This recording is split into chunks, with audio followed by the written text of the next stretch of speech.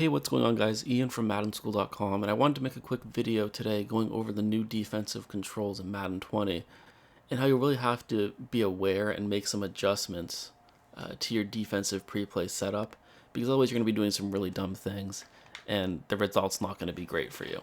So let me just ask you a question. Let's start off with a question here. If I wanted you to crash your defensive line down, how would you do it?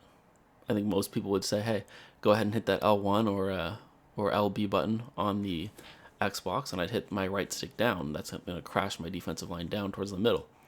So let's go ahead and do that here. L1, and now if we were to hit our right stick down, we would be run committing up the middle, which is an instant touchdown for any sort of passing play on offense. So the controller's been reworked, and there's a lot of things you need to know. Most people just make their adjustments. They don't even think about it. They just hit, hey, I want to crash my defensive line down, L1 down.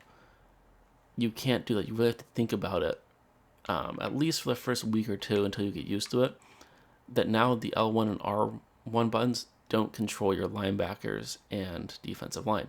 Instead, that functionality has moved to the D-pad. Now, some of you had used the D-pad before. If you've been using the D-pad in the past to control your linebackers and defensive line, then nothing's changed for you. But a lot of people have still been using L1 and R1.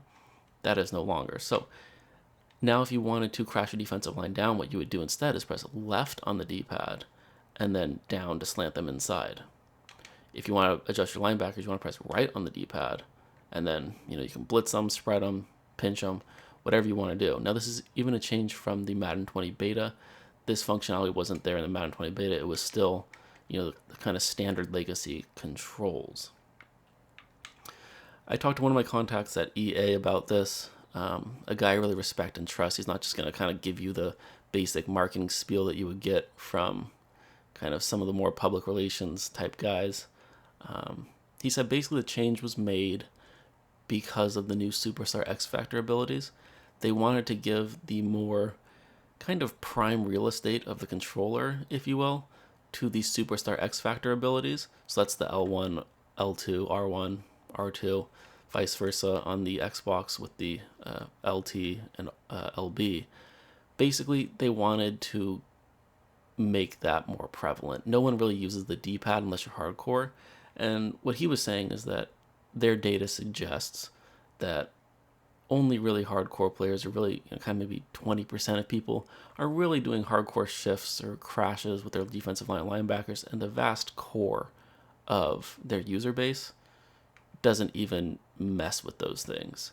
So what they did is they said, hey, we're going to put our Superstar XFactor ability on that, so that if you are new to Madden 20 and you see this X underneath Melvin Gordon, you can use the L2 or R2 to kind of tell you what his ability is, how close you are to his ability. So I'll go ahead and bring that up here. I'm just pressing L2 down.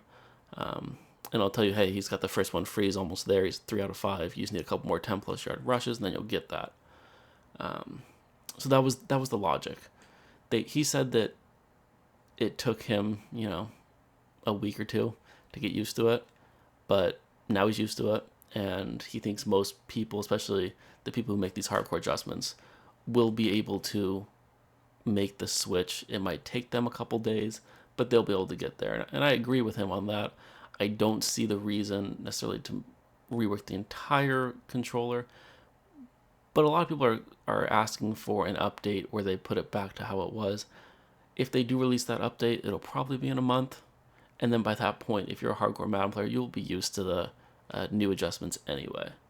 So just something to keep in mind. A couple other things I want to go over real quick before I kind of wrap up the video. Now the L1 or LB button, let me go ahead and get out of that. If you're on defense, the L1 or LB button now brings up what used to be on the L2 or LT button, which is like QB contain, run commit, QB option or running back option. And then one thing to be aware of on defense and offense actually is if you're playing a different user. You used to be able to just go ahead and hit the R2 button to see the play art. Now it is on L2. And L2, you'll have to press the right stick up in order to see your play art. Now if you're just playing by yourself, or if somebody else can't see your screen, a lot of times the R2 or right trigger button will still work to show you the play art.